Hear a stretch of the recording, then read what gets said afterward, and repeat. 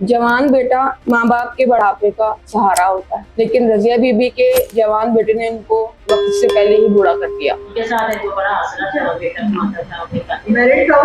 नहीं तो वाले 28 माह तो वो अचानक ही बस हार्ट चढ़ा था से शदीद ज़हनी दबाव, डिप्रेशन और गम से शुगर जैसे मुसीबत में मुब्तला हो गए।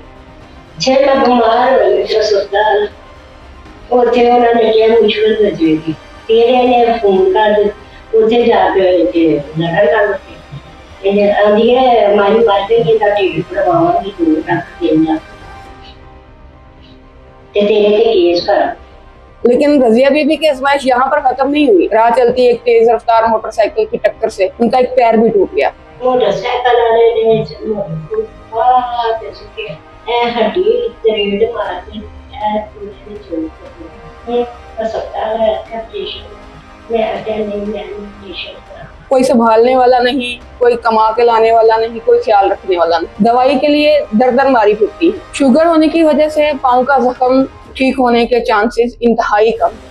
इस माँ को इस जन्नत को दर बदर होने से बचाना है, क्योंकि माएँ तो सबकी साझी होती है। शऊर वेलफेयर फाउंडेशन एक रजिस्टर्ड इदारा पाकिस्तान भर में फलाही मंसूबों के जरिए इंसानियत की खिदमत कर रहा है। सदकात, ज़कात और अतियात के लिए डिस्क्रिप्शन में फॉर्म का लिंक मौजूद है। अतिया करें और खैर बांटें।